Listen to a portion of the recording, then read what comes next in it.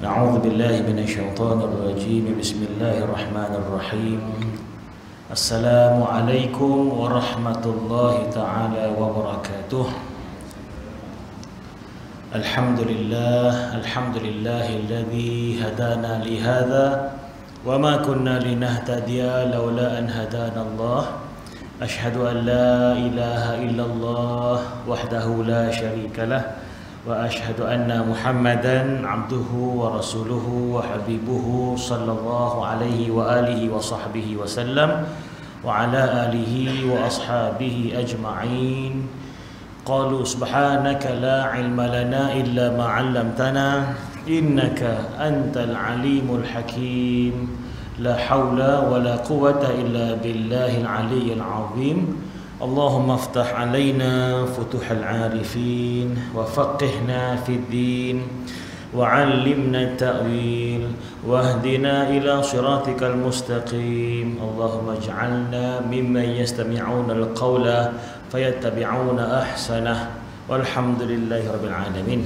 Yang saya muliakan Tuan Pengacara Majlis, Cik Azwan, Tuan Imam yang saya kasihi, Tuan-tuan Haji, Puan-puan Hajah, ibu-ibu, ayahanda-ayahanda, hadirin hadirat sidang Jumaah Surau Al-Jauhar, Datuk yang saya muliakan. Alhamdulillah kita bersyukur kehadirat Allah Subhanahu Wa Taala dapat sama-sama kita bertemu pada malam ini secara kebetulan.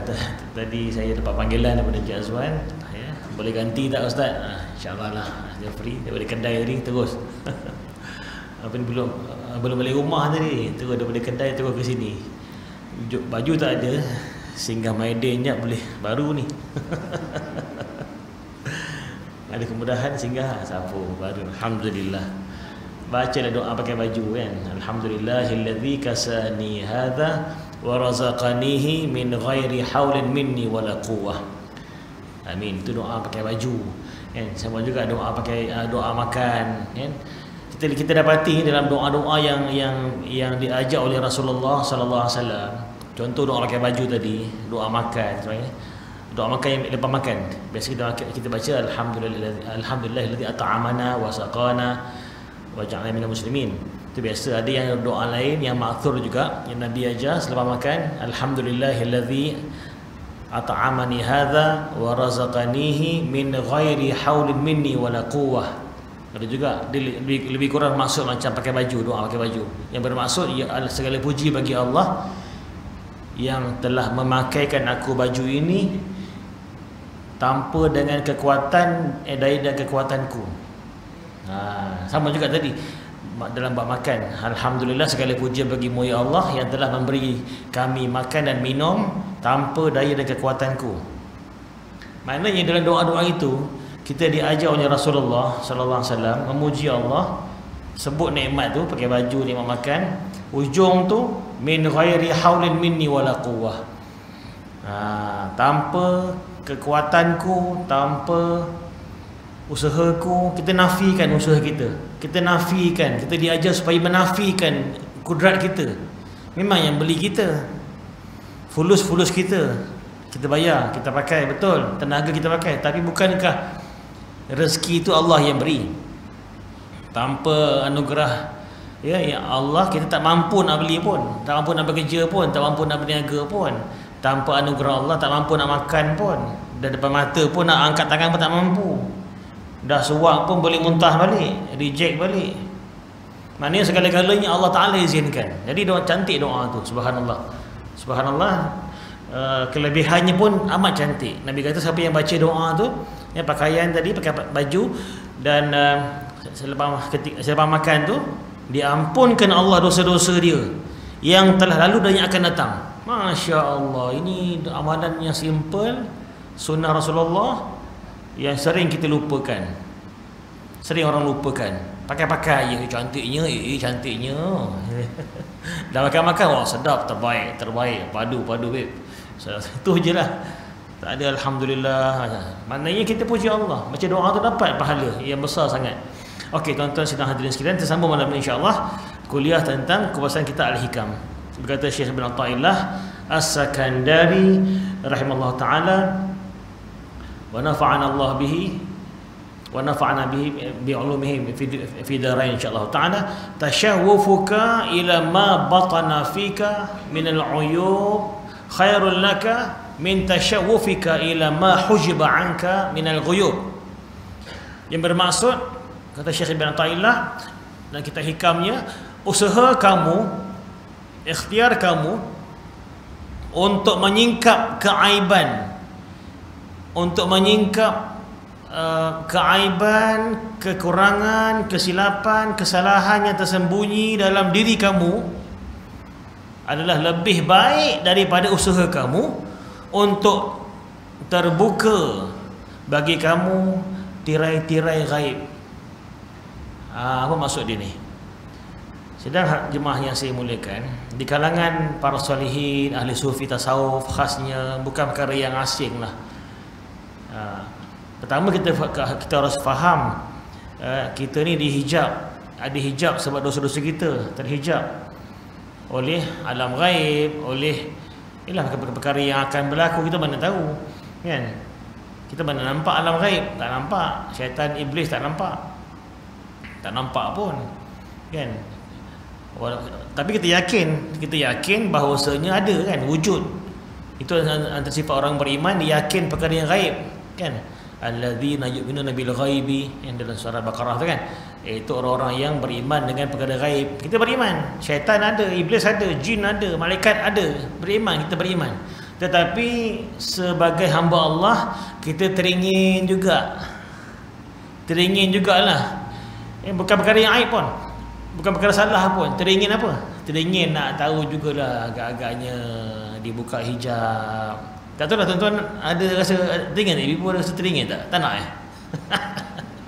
Perkara gaib ni bukan hanya nampak syaitan ni, hantu raya tu, bukan.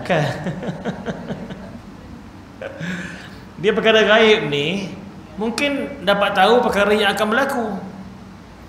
Firasat. Sebenarnya ada insting. Kalau kata barat kata apa tu, dia panggil apa nama ni, minda bawah sedar, apa? Minda bawah sedar. Sebenarnya itulah insting, itulah apa nama, gerakan hati itu, firasat. Dalam Islam dia panggil firasat. Nabi pun pernah bersabda, ittaqu firasat mukminin. Takutilah kamu akan firasat orang yang beriman. Apa arti firasat? Macam boleh baca lah, bahasa mudah hari ni boleh scan. Saya teringat lagi kata-kata kuliah Datuk Sri Dr. Zulkifli Al-Bakri, kuliah dia pernah sebut, antara ilmu manusia, hamba-hamba Allah yang mula-mula Allah angkat, antaranya ilmu faraid, mirah-mirah ni, tentang apa nama harta pusaka ni. Yang kedua ilmu firasat. Yang antara yang mula-mula Allah akan angkat di kalangan hamba-hambanya, firasat. Sebab itulah hari ramai yang kena kelintung. Sebab ilmu firasat ni dia boleh baca, boleh rasa, dia boleh tengok, dia boleh, ini firasat Allah yang beri, bukan telik, bukan bomoh tu, bukan telik, bukan. Dia itu gerakan hati, anugerah Allah kepada hamba-hamba yang terpilih. Orang yang beriman dapat benda tu. Artinya perkara gaib lah. Contoh, pernah tak jumpa ataupun dengar cerita, atau mungkin di kalangan orang-orang tua tuan-tuan, mungkin datuk ke ayah, mungkin lah pernah jumpa benda, saya yakin pernah dengar kisah-kisah macam tahu dia nak meninggal bila pula. Kita biasa dengar kan, orang arwah yang pesan nanti balik, minggu depan balik ya, abang nak jumpa kamu semua, ada mana. Itu dia meninggal. Kita biasa dengar benda tu. Pernah dengar. Dan bukan benda pelik. Saya sendiri pun kebetulan, subhanallah, Pak Mentua saya, Pak Mentua, subhanallah, semoga Allah mengampuni beliau dan Allah merahmati beliau. Beliau pernah cakap dengan saya pernah ajak, dulu pernah hasrat dia sebelum dia meninggal, dia hasrat dia nak ajak pergi jalan-jalan, pergi pun Masjid 7 yang dekat Terengganu tu, zaman Pak Allah buat tu, Masjid Kristal lah apa semua tu kan. Sampai dia meninggal tak dapat pergi sebab dia dah uzur. Saya ada agak, jom bah, cuti ni kita pergi bah. Tak apalah ya, abang tahun ni je lah, setahun ni je. Apa ni kan? Dia kata tahun ni lah, apa maksud saya tu? Orang cakap apa dia ni? Betul, tahun tu dia meninggal. Jadi itu antara perkara yang gaib yang Allah beri pada hamba-hambanya yang terpilih, tentang begitu. Kan? Jadi mana sikit sebanyak adalah keinginan tu. Bukan apa, best juga kalau tahu kan bila kita mati. Best juga. Apa tak best? Boleh ready kan. Memang tak tahu, tapi mungkin bagi hint-hint sikit agaknya kan. Dapat tu kita lebih bersedia lah, insya-Allah kan. Memang itu rahsia Allah, tapi itu rahsia Allah saja. Tapi tak mustahil ada hamba-hamba yang Allah berikan. Ya. Anugerah begitu perkara gaib. Misalnya Sayyidina Umar sendiri, sahabat sendiri pernah tengah-tengah khutbah, kita pernah dengar kisah tu. Dia tengah khutbah dekat Madinah. Jumaat, tiba-tiba dia menjerit atas mimbar tu. Belakang tentera sekalian, belakang gunung tu ada tentera, ada musuh. Patah balik, serang. Dia dekat Madinah. Dia boleh beri koman kepada tentera yang sedang perang dengan Parsi, Rom tu, bawa dengan Rom. Apa cerita ni? Bukan pakai handphone. Mana zaman mana ada handphone, tak ada internet, tak ada apa. Seolah-olah dia nampak. Itu semua benda-benda Allah hijabkan, Allah buka hijab. Kan? Dan bila askar-askar Islam balik ke Madinah, sahabat yang ada tanya dia, ada tak kamu dengar? Ada tak dengar suara-suara macam suara apa Saiful Omar ketika perang? Betul, ada kami dengar. Terkejut kami. Ya kan? Dia datang macam suara dia real, betul. Subhanallah. Ini semua benda-benda yang pernah berlaku dekat kalangan para sahabat. Kan? Nampak benda gaib, bukan benda yang mustahil dan bukan benda yang salah, pernah berlaku pun. Kan? Misalnya atas yang pastinya lah, Nabi kita Muhammad sallallahu alaihi wasallam sudah pastilah kan, nampak malaikat Jibril, nampak dipanggil ke Isra Mi'raj, nampak syaitan iblis gaib. Memanglah jin pun beriman masuk Islam dengan jin. Maknanya benda bukan benda itu para nabi, para anbiya dan para sahabat pun ada, dan para mukminin pun ada, para aulia pun ada. Tetapi keinginan itu memang ada bagi orang yang menjalani jalan apa ni, jalan tasawuf ni.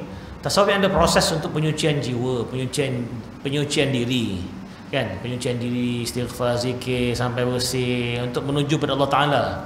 Antara keinginan mereka ni, ahli-ahli tasawuf ni sebenarnya ada juga ingin tu tadi lah, ingin mengetahui perkara gaib, Allah buka hijab, kan? Allah buka hijab sebagainya, memang ada. Tetapi kata dia apa? Hikmah ini menegur kita, menegur golongan yang begitu. Kita semua lah insya-Allah. Dia menegur supaya kata dia sebelum melencong lebih jauh lagi. Melencong apa? Melencong ialah kalau beramal kerana nak dibuka hijab, ia dah melencong tu niatnya. Beramal sebenarnya untuk Allah Ta'ala, lillahi ta'ala, bukan untuk lil ghaib. Bukan untuk lil buka hijab. Kita beramal ibadah untuk apa? Untuk Allah, syukur pada Allah Ta'ala, kan? Memuji Allah sebagainya. Tapi sebelum melencong lebih jauh, ya, hikmah yang ke-40 ni memberi teguran dan petunjuk jalan yang betul. Kita tidak seharusnya hanya asyik memandang kepada mereka yang dipilih untuk sampai kepada Allah, kan? Memang betul lah kita cerita dengan sejarah macam mana Syekh Abdul Qadir Jailani, kan, tengah-tengah beramal datang tu cahaya putih, tu benda gaib lah tu. Kisah benar tu, kan? Dia tengah beramal, datang cahaya putih, masya-Allah, mengaku Tuhan pula. Wahai Abdul Qadir Jailani, aku adalah Allah. Cahaya putih tengah malam tahajud dia mengaku depan ni, Syekh Abdul Qadir Jailani, Sultan Aulia. Mulai malam ini, mulai hari ini kamu telah mencapai darjat waliku. Syaitan tu mengaku, tapi putih, cahaya. Jadi mulai esok kamu tak payah lagi beribadah, kamu bebas daripada syariatku. Jadi Syekh Abdul Qadir Jailani terus cocok ni, kau syaitan iblis, pergi kau. Terus bertukar jadi hitam. Cahaya memang apa ni, balik pada hitam lah asal dia. Besok dia cerita dengan anak murid dia, kata anak murid, apa rahsia tuan guru boleh tahu ni, boleh kenal iblis, syaitan. Yalah, ni perkara tu memang pelik lah, memang menakjubkan, bukan main-main. Mak ni kata orang bukan kaleng-kaleng Kalau kita dah dapat offer macam tu, agak-agak macam mana? Agak-agak lah. Dengan jubah putih, dengan cahaya, wahai Surrahim, kamu dah jadi ustaz hebat, wali Allah. Esok dah tak payah sembahyang lagi dah. Macam tertanggal kopiah ni, iya ke? Wah, bagus. Astagfirullahaladzim. Tapi kata Syekh Abdul Qadir Jalani, mudah saja. Bila dia kata, suara tu kata, aku dah tak payah ibadah, aku terus terfikir, kat situlah slack dia, situlah dia punya silap dia, itulah cacatnya. Siapa aku ni? Aku Abdul Qadir, hamba Allah yang biasa, yang dhaif, yang kerdil. Takkan aku yang hina ni pula boleh terlepas syariat, sedangkan Nabi Muhammad, Rasul kita SAW, Nabi, Rasul, Habibullah, sampai wafat pun terus ibadah. Allah wajibkan ibadah. Macam mana aku boleh terlepas pula? Ni mesti syaitan ni.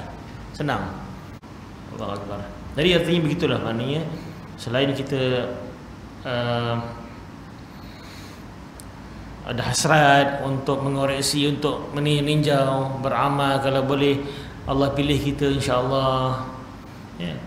Sebenarnya bukan perkara aib dan bukan berdosa, bukan salah pun.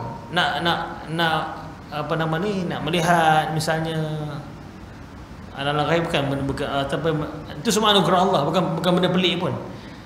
Jangan kita salah sangka, mana boleh tak boleh doa gitu, ataupun hasrat nak nampak benda ghaib kelebihan, mana boleh tak boleh.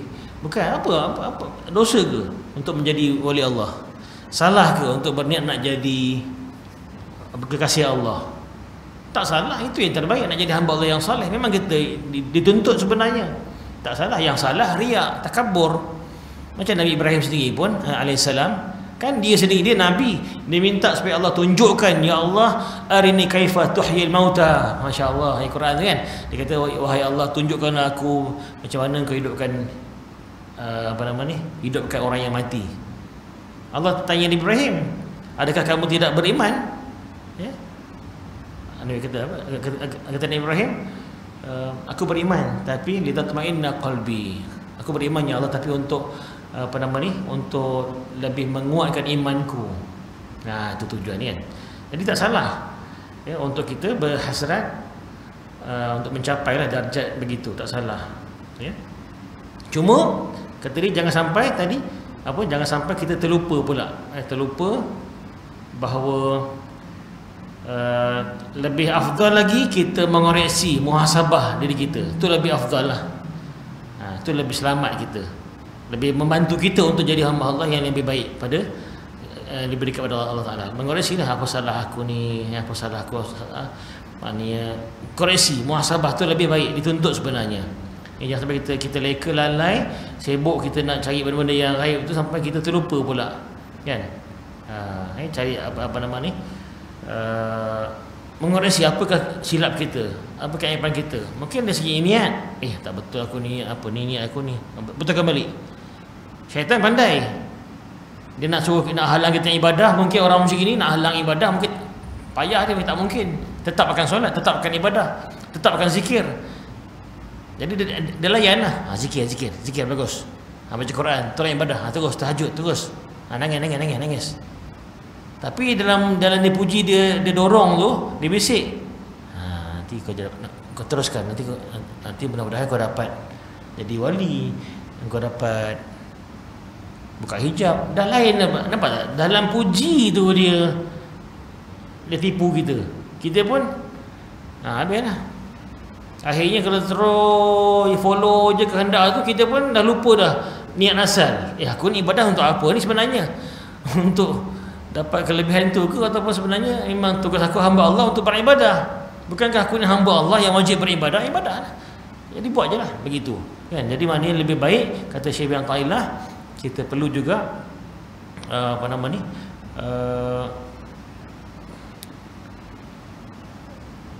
muhasabah ya. Ada pula orang yang menjadikan zikir sebagai alat untuk memperolehi karamah. Di tengah jalan mereka mendapat jazbah khadam, lalu dibawa ke alam khadam. Terpesonalah mereka dengan berbagai-bagai makhluk halus yang mempamerkan berbagai-bagai keanehan, sehingga lupalah mereka kepada Allah Ta'ala yang menjadi maksud dan tujuan. Mereka tidak lagi meminta kepada Allah Ta'ala, tetapi meminta kepada khadam. bertambah taballah dinding antara mereka dengan tauhid yang hakiki. Tentu Allah maha pengampun. Allah berikan siapa yang kita nak, Allah berikan. Kan? Tapi tuan-tuan pada ini memang sangat-sangat halus. Kita minta Allah bantu kita lah. Kan? Sebab kita kena muhasabah balik. Sebab itulah tadi, bila ibadah, niat tu tadi tu ke arah, memang ada orang begitu. Dia beramal, bukan salah pun. Itulah sebenarnya fadilat amal. Kan Nabi kata dalam hadis qudsi tu, barang hamba-Ku yang dekat diri daripada Allah sentiasa dengan amal-amal yang sunat selalu, akhirnya dia akan menjadi telinga di pendengaran dia akan jadi pendengaranku. Kan ada hadis tu kan, penglihatan dia akan jadi penglihatanku. Hadis qudsi. Tangan gerakan dia akan jadi pergerakanku. Maknanya jadi wali Allah, jadi makbul. Apa yang dipandang, apa yang itu Allah makbulkan. Itu fadilat. Itu Nabi yang cakap tu. Tapi dalam halus-halus tu, dalam ibadah ada pula, itulah tadi dorongan nafsu tu. Jadi target dah lain pula, nak ke situ pula. Akhirnya dia sesat. Jadi lebih selamat balik semula. Sebab Allah firman dalam Quran, firman-Nya, wa fi anfusikum afala tubsirun. Dan juga pada diri kamu sendiri, maka mengapa kamu tidak mahu melihat serta memikirkan. Allah suruh lihat pada diri kamu tu sendiri, kan, begitu. Dan ada kata-kata hikmah yang popular di kalangan ahli tasawuf, ada mengatakan, man arafa nafsahu faqad arafa rabbahu, wa man arafa rabbahu fasadal jasad. Siapa yang kenal dirinya, kenallah Tuhannya. Siapa yang kenal Tuhannya, binasalah jasadnya. Ini kata-kata tasawuf. Maknanya siapa yang kenal diri dia, kenal kelemahan kita ni. Kita ni tak boleh silap sikit, tak boleh salah kawan. Kita kenal, kita makin mengenali, aku ni lemah, kan, aku ni memang tak boleh, tercebur ni habis, tak boleh. Jadi maknanya kita kenal kita punya kelemahan. Kenal apa? Kenal kelemahan kita, kenal kelebihan kita. Aku ni kalau campur dengan masjid, surau, ibadah, buka Quran, baca, aku lawan, insya-Allah iman meningkat. Tapi kalau aku layan kan malas tu, kalau contohnya kan, kalau aku layan kan tidur, layan kan maksiat, akhirnya hati aku kotor. Kita kenal tu, kita makin mengenali, kenal. Jadi kalau kita kenal itu, kita cuba follow lah. Maksudnya semakin kenal diri kita, kita akan kenal Tuhan kita, insya-Allah taala. Usaha menyingkap keghaiban yang menyeliputi, yang menyelimuti diri sendiri adalah sebaik-baik pekerjaan untuk mencapai tujuan. Maknanya itu yang terbaik lah. Itu yang terbaik, menyingkap keaiban dan yang kita sembunyikan dalam diri kita. Orang lain tak nampak, yang tahu kita seorang je. Orang lain nampak jubah ni, Pak Ustaz ni tengah kuliah ceramah ni, tapi yang kenal Pak Ustaz tengah cakap ni saya seorang lah. Apa selek aku, apa dosa aku, 1, 2 gitu.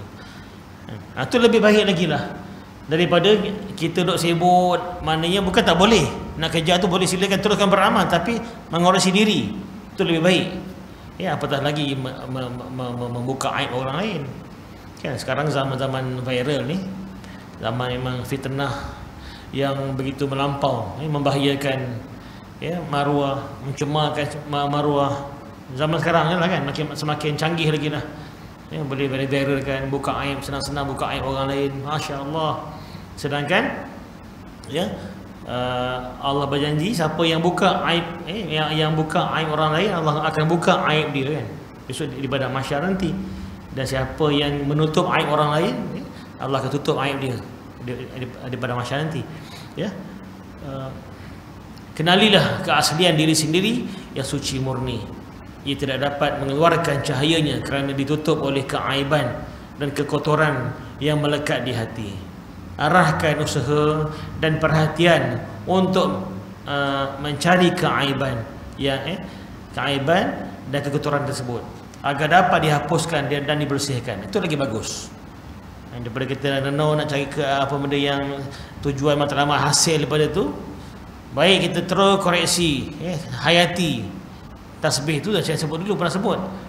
Kalau orang tak faham ni, dia bukan fokuskan kalimah-kalimah zikir tu, Bukan fokuskan ayat Quran ke doa-doa yang dibaca tu, tapi dia fokuskan hasil tu. Contohnya dalam zikir Nabi Yunus tu kan, yang Allah janji dalam Quran, siapa yang kata la ilaha illa anta subhanaka inni kuntu minadh zalimin. Contohnya kan, Allah berjanji wa kadzalika nunjil mu'minin. Itu yang janji Allah. Allah yang janji tu. Nabi Yunus pernah kena telan ikan nun tu, yes, ya, selama 40 days dalam laut, masya-Allah, lama tu. Bayangkan, ya. Dan dibaca tu tak habis-habis dizikirkan itu. Akhirnya Allah selamatkan dia keluar daripada perut ikan tu di pantai. Ya. Selamat dia. Dan Allah sebut selepas tu wa kadzalika nunjil mu'minin. Dan begitulah kami, yakni Allah, akan memenangkan, membantu orang yang beriman. Maknanya itu offer tu. Allah offer pada kita semua orang beriman, siapa yang baca la ilaha illa anta, ya, sampai dizikir tu, Allah akan tolong kita. Apa juga problem, Allah akan tolong. Tapi kita pula yang apa ni? Kita yang beramal ni pula sebahagiannya dah salah fokus. Syaitan nak ganggu, nak kacau kita. Kita beramal lah, baca, oh Allah offer nak kita pun beramal. La ilaha illa anta subhanaka inni kuntu minadh zalimin. Dalam baca tu kita duk fokuskan hasil. Bila ni kata Allah tolong, tak ada pun. Dah pukul berapa ni? Setengah jam jalan lagi. La ilaha illa anta. Dah sejam ni. Apa cerita ni? Itu kita. Syaitan kacau lah, ganggu kita. Dia tak boleh. Dia kena fokuskan kalimah tu, fokuskan diri. Kalimah tu kan mengajak kita tahlil. La ilaha illa anta. Tiada Tuhan yang layak disembah selain Engkau. Subhanak, Maha suci Engkau, ya Allah. Inni kuntu minadh zalimin. Aku ni dulu di kalangan orang yang zalim. Kan itu satu pengakuan kita ni zalim, kita ni jahat, kita ni berdosa. Itu pengakuan tu, tasbih, tahlil. Jadi sepatutnya kita fokus yang itu. Fokus dalam kalimah tu. Dan begitulah setiap zikir kalau boleh fokuskan itu. Bukan fokuskan hasil. Kan?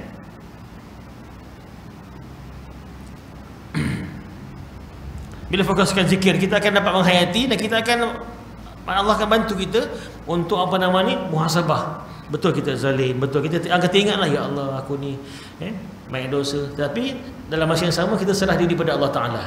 Allah Maha Pengampun dengan rahmatnya Maha luas. Boleh ampuni kita insya-Allah. Apabila kulit yang membalut keaslian itu sudah terbuang, barulah diri kita dapat memancarkan sinarnya. Kita ni sebenarnya ada nur sebenarnya. Semua hati kita ada nur. Kita dilahirkan sebagai bayi itu memang suci, bersih, mudghah, kan? Suci, bersih, nur. Tiba-tiba kita dah akil balik, dah macam-macam cerita dah. Dosa-dosa kita akhirnya titik hitam dah kotor, dah melekat dekat hati tu. Titik lah hati tu. Kan kata doktor, kita jantung kita besar ni, penumbuk kan, kata doktor. Jantung setiap orang besar ni. Saya besar ni lah jantung, subhanallah. Dah bertahun dah. Duk-duk kan. Besar ni, penumbuk ni. Jantung lah hati tu. Jadi setiap kali kita buat dosa, titik hitam. Jadi sekarang problemnya, yang kita dibaluti problem, masalah tak ada habis, ketenangan mungkin tak ada, kurang tenang, mungkin kurang bahagia, mungkin problem, macam-macam problem lah. Dugaan tak khusyuk ini sebab ni. Hati kita ni dah kotor mungkin. Jadi caranya cuci balik lah. Ya, cuci bukan dengan minum sabun, minum klorak kan. Zikrullah, Al-Quran. Allah aja bercuci, istighfar, cuci balik.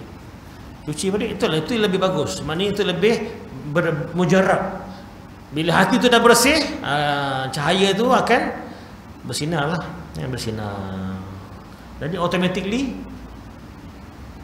kena Allah akan anugerahkan lah firasat tu, gerak hati. Tak apalah. Contoh ya, sebenarnya ada, cuma kita tak perasan. Banyak kali berlaku dalam hidup kita ni. Kadang-kadang Allah bagikan apa petanda, ya, dan bagi hint, ya, sebelum berlaku tu sebenarnya. Banyak kali. Contohlah mudah, saya dulu masa belajar dulu kat Mahat Johor, sebelum Mahat Johor dulu lah. Saya masa tu bujang lagi lah. Jadi nak travel nak pergi KL, bawa kakak baru lepas bersalin, ingat lagi masa tu. Masya-Allah. Jadi van Ford lah, van Ford dulu Ford baru keluar masa tu lah. Arwah mak masih pakai. Jadi saya bawakan lah, saya bawa van tu. Tapi sebelum nak cerita, ringkas cerita, sebelum nak keluar rumah tu hari tu, memang saya tak tahu nak kata gelisah semacam. Gelisah lain macam yang gelisah. Keluar masuk. Bawa mak saya, adik angkat, baby tu baru beberapa hari. Ramai lah dalam van tu. Singgah muang je, ambil mak nenek saudara, singgah jarah nenek je. Dan cerita saya kami accident tu dekat Melaka. Terbalik van tu. Saya terlelap, saya bawa van terlelap. Nak ceritakan, petanda tu dah ada. Sebelum keluar rumah tu, saya tak tahu, gelisah semacam saya. Apa ni? Dan jarang lah. Dulu masa pergi haji adalah buat solat musafir. Sebelum pergi haji tu, solat musafir. Kalau setakat pergi KL, pergi Muar ni, kita jarang buat solat musafir kot. Tak tahu saya lah. Mungkin tuan-tuan, ibu-ibu mungkin amalkan. Tahniah kalau bagus. Patut kena amalkan tu. Solat musafir. Tapi tak buat. Tapi hari tu saya buat. Kenapa? Ambil uduk je. Solat musafir. Nak pergi KL ni. Pagi, waktu duha. Pergi keluar. Maknanya dah ada petanda tu sebenarnya. Dan sepanjang jalan tu, si kecil, kakaknya si baby tu menangis, nangis. Petanda tu dah ada. Kalaulah seandainya ketika itu saya faham firasat tu maknanya kuat, maknanya dah. Wallahualam, ada hamba Allah yang Allah berkehijab akan berlaku ni, insiden ni, contohnya kan, akan dah tahu dulu. Tapi itu perkara gaib, bukan semua orang tahu, tapi Allah dah kena berlaku jugalah kan. Mungkin kita boleh elak. Mungkinlah kita stop dulu gitu, tapi berlakulah apa yang berlaku. Terbalik, empat tayar ke atas, mak saya pun duduk depan sebelah, kaca-kaca yang penuh dalam pipi ni semua. Dan kami dibawa ke kem terendak Melaka, gitu askar bawa lah sana. Maknanya dah dapat rasa insting tu, macam tak sedar hati tu. Itu firasat petanda tu. Cuma kita tak layankan, kita tak minta panduan dan sebagainya lah. Doa jugalah. Pagi nak keluar tu dengan baca Qurannya, Fatihahnya, dengan mengajinya, dengan apa semua. Tapi dah jadi, subhanallah, terlelap. Dan akhirnya berlaku lah, seberang highway sana. Allahu Akbar. Apabila nurullah, Allah Ta'ala adalah nur bagi langit dan bumi, dan apabila nur Allah, cahaya Allah memancar dari hadrat ilahi dan bertemu dengan nurullah yang memancar dari lubuk hati nurani hamba, maka terjadilah pertemuan nurullah dari atas dengan nurullah dari bawah. Kita ni ada nurullah, ada nur, kita pun ada nur. Ada nur, cahaya tu ada dah sebenarnya, ada iman lah kita ni. Tapi oleh kerana dosa kita, maka diselaputi dengan dosa-dosa tu, hitam. Jadi bila dah bersih balik tu hati tu, jadi bertemu lah, ada kontak. Nur dalam Quran Allah sebut apa? Nurun ala nur yahdillahu li nurihi man yasha wa yadribullahu al-amthala lin-nasi wallahu bikulli syai'in alim. Cahaya yang berlapis-lapis cahaya. Cahaya berlapis cahaya. Nurun ala nur. Allahu Akbar. Allah memimpin siapa yang dikehendakinya menurut undang-undang dan peraturannya kepada nur hidayahnya itu. Dan Allah mengemukakan berbagai-bagai misal perbandingan untuk umat manusia. Dan Allah Maha mengetahui akan tiap-tiap sesuatu. Tuan-tuan, antara bukti-bukti ialah benda gaib yang Allah anugerahkan dapat diketahui, diceritakan oleh, contohnya oleh Nabi kita Muhammad sallallahu alaihi wasallam, kan? Banyak perkara yang akan berlaku. Kan banyak tu Nabi dah sebut dah apa yang akan berlaku akhir zaman ni. Nabi dah sebut dah. Mana benda gaib lah tu. Benda yang akan berlaku Nabi dah sebut dah. Kan? Contohnya dekat dekat Palestin, besok Nabi kata semua pokok-pokok batu-batu akan tolong orang Islam. Kan? Beritahu orang Islam, belakang kamu ni, belakang aku ni ada Yahudi. Ta'al, mari orang Islam bunuh dia. Pokok bercakap, batu bercakap, gunung-gunung, rumah, batu semua bercakap. Nabi dah beritahu dah, illal gharqad, Nabi kata, kecuali pokok gharqad. Ni hadis sahih. Kecuali pokok gharqad. dia akan diam dan tak beritahu ada Yahudi sembunyi dekat pokok tu. Jadi si Israel Yahudi semua ni, dia baca hadis tu dia tahu. Dan dia tanam pokok tu dah banyak dah membiak besar kat Israel sekarang ni. Jadi sebenarnya dia pun bodoh juga. Kita pun dah baca hadis, dah tahu hadis tu, maknanya kalau katakan tak nampak, rumah pun tak ada beritahu, attack pokok tu je lah. Padahal kan, sini ni attack dia. Maknanya nak ceritakan mereka pun yakin dengan hadis Rasulullah sallallahu alaihi wasallam, cuma tak beriman lah.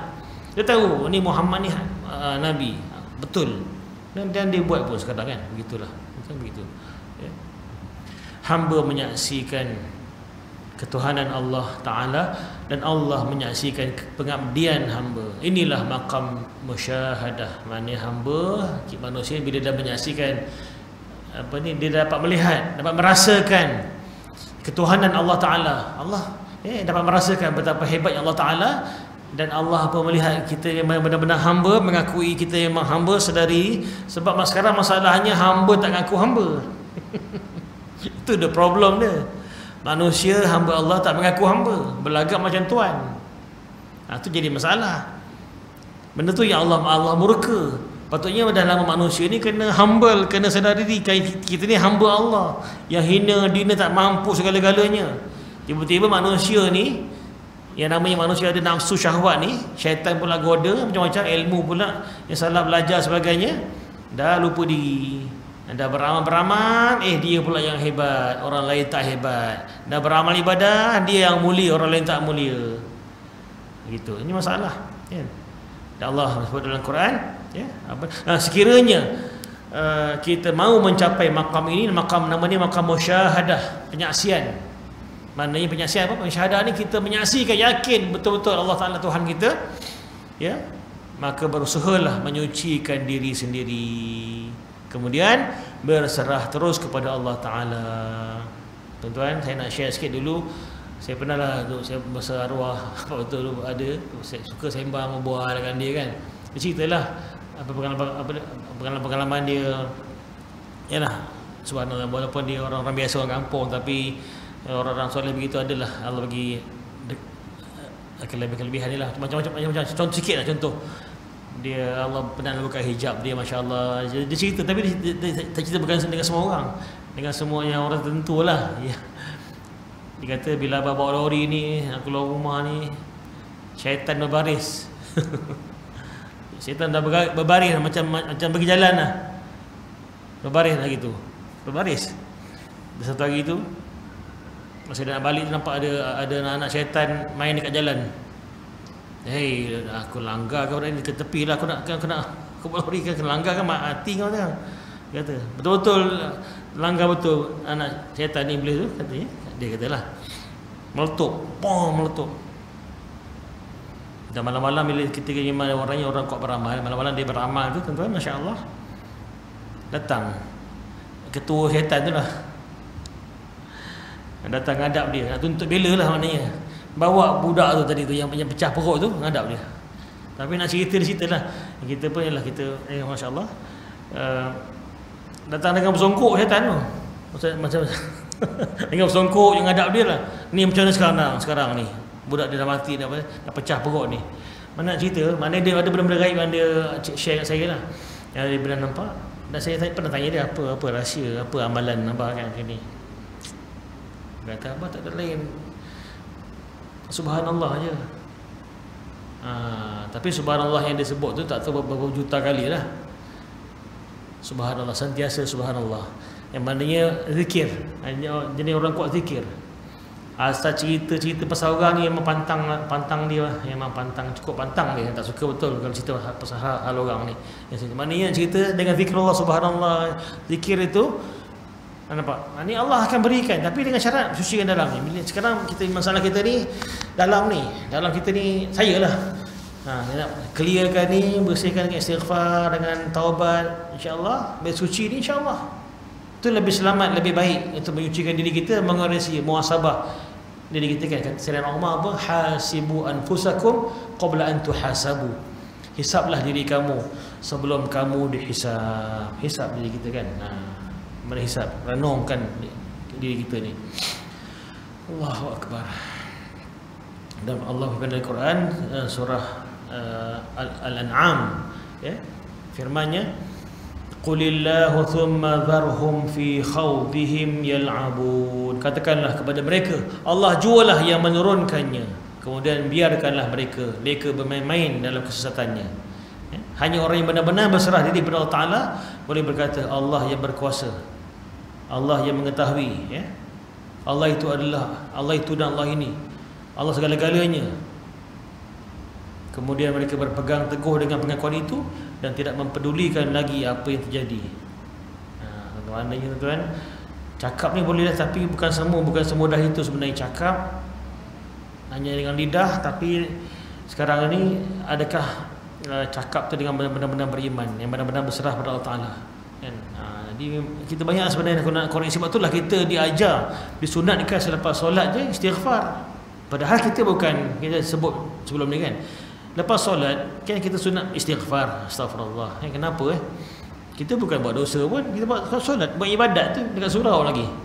Tapi Nabi sebut lepas solat istighfar, macam berdosa pula. Kenapa? Istighfar untuk apa tu?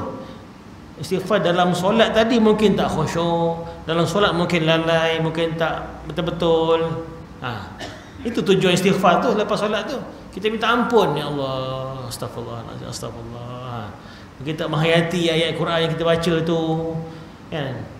Kita badan ada Allah, tapi mungkin hati fikiran ke lain. Kan salah tu sebenarnya. Kan macam bahasa mudahnya kurang adab dengan Allah Ta'ala, menghadap Allah, kan? Tapi hati ke lain. Macam kita lah, anak ke siapa mungkin dia jumpa kita, menghadap kita, tapi mata ke lain, pandang pun tak. Kita dengar buat sambung, buat ada je. Agak panas tak hati. Budak ni panas ni, dengar kan? Kita je marah. Begitulah makna dalam solat. Kita diajar untuk istighfar selepas solat, ya? Dan bila kita benar-benar mengaku sebagai hamba Allah dan mengakui ketuhanan, pengabdian kita pada Allah Ta'ala, Allah sambut dengan firman-Nya, innal ladzina qalu rabbunallah thumma istaqamu tatanazzalu alaihimul malaikah alla takhafu wa la tahzanu wa abshiru bil jannati allati kuntum tu'adun. Sesungguhnya orang-orang yang menegaskan keyakinannya dengan berkata, Tuhan kami Allah, Rabbunallah. Kemudian mereka istiqamah atas jalan yang betul, akan turunlah malaikat kepada mereka, ya? Sentiasa turun, bukan sekali turun, sentiasa turun malaikat itu kepada mereka dengan memberi ilham. Janganlah kamu bimbang dari berlakunya perkara yang tidak baik terhadap kamu, dan janganlah kamu berduka cita, dan terimalah berita gembira bahawa kamu akan beroleh syurga yang telah dijanjikan kepada kamu. Masya Allah tuan. Jadi tenang. Syaratnya apa? Syaratnya berkata, cakap senang. Qalu Rabbunallah, Tuhan kita, Tuhan kami Allah. Rabbunallah, Rabbi Allah, Allahu Rabbi, Allahu Rabbuna, Allah Tuhan kita. Cakap senang, tapi nak menghayati itu. Betul ke kita mengakui Tuhan tu, Allah tu Tuhan kita? Kalau menghayati betul, apa offernya? Apa fadilahnya? Malaikat turun jumpa kita sentiasa. Don't worry babe, don't worry, be happy, tenang.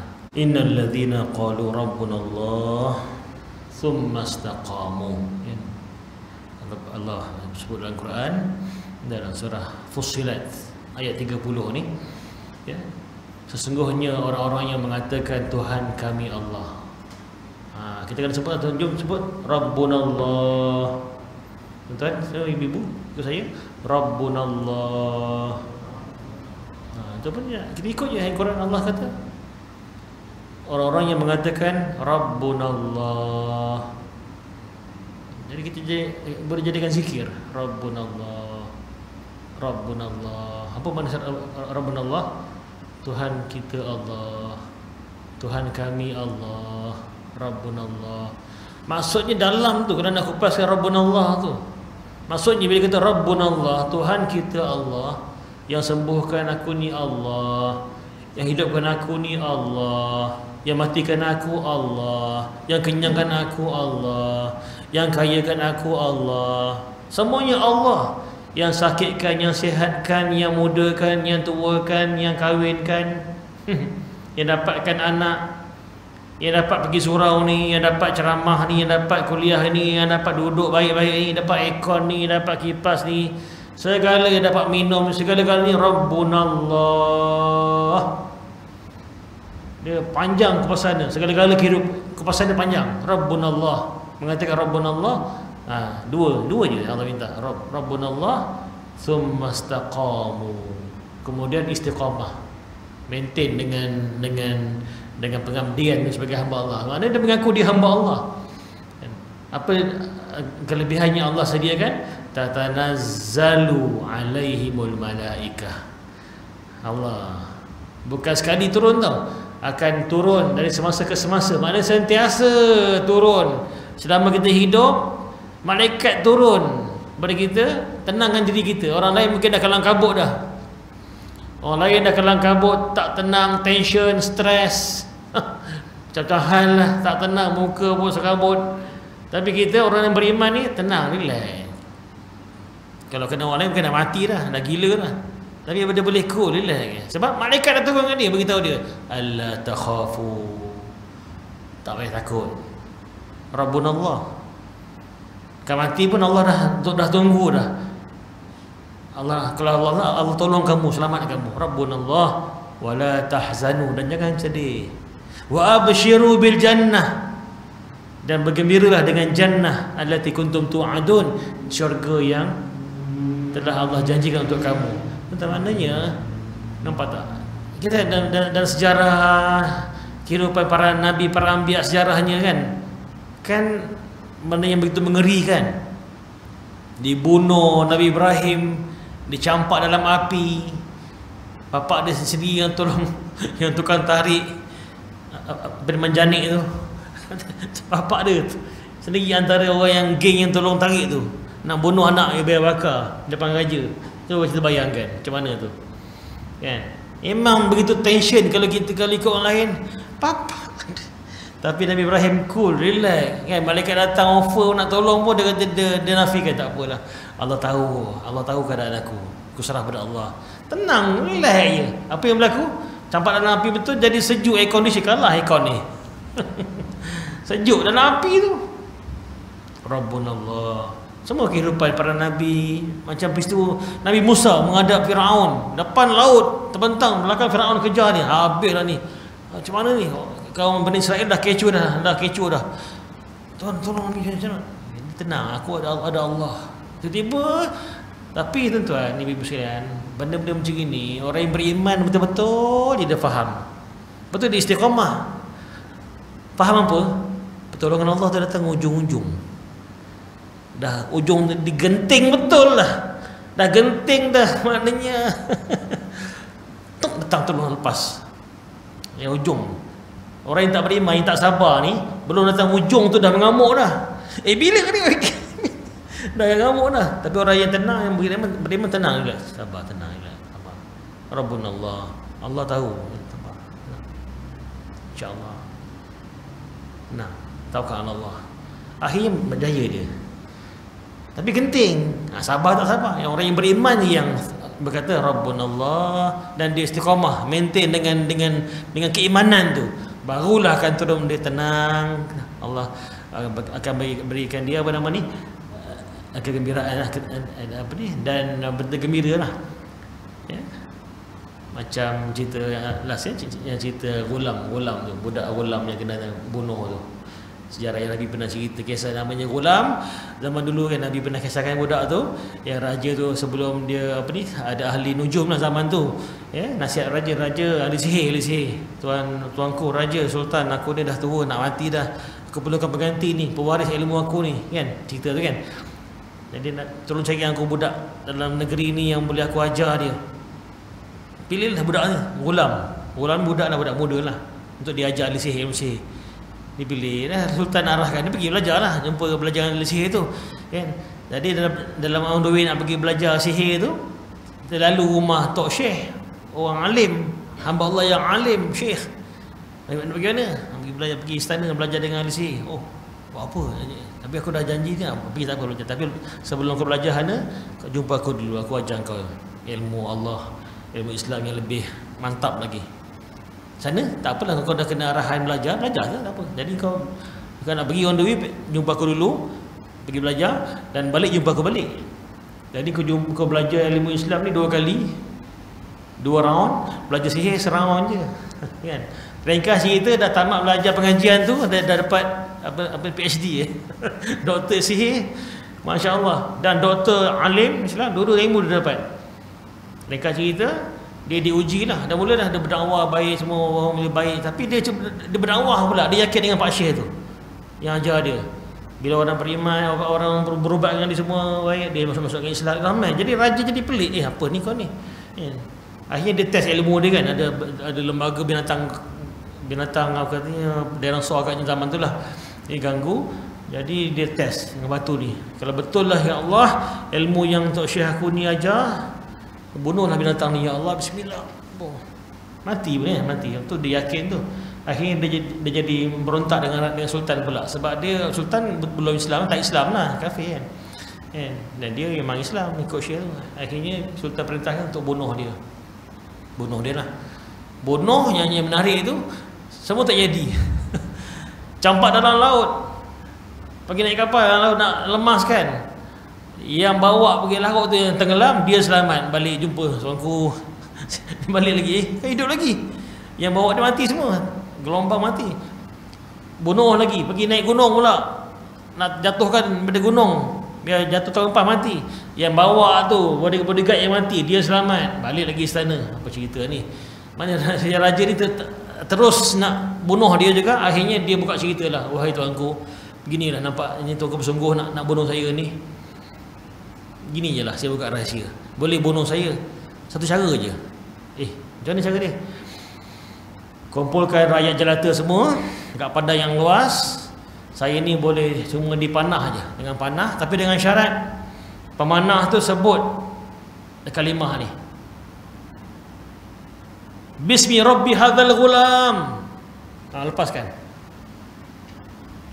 baru saya mati. Apa tu? Kenapa? Sebab yang mati saya Allah aja, bukan tuanku, bukan siapa, Allah aja. Bismi Rabbi hadzal ghulam, dengan nama Tuhan budak ni, baru mati dia. Tapi kena jerit kuat-kuat depan orang ramai semua, baru saya mati insya-Allah. Okey, ni buatlah. Buat tuan-tuan, betul Bismi Rabbi hadzal ghulam. Yang buat tu kafir. orang sultan lah. Tapi dia baca dah ikut arahan ni, dia baca Bismi Rabbi hadzal ghulam, kena pak, mati budak tu. Semua yang menonton melihat tu semua beriman kepada Allah Subhanahu Wa Taala, sebab nampak depan mata. Dengan kalimah itu baru mati. Maksudnya semua beriman. Dan akhirnya cerita apa?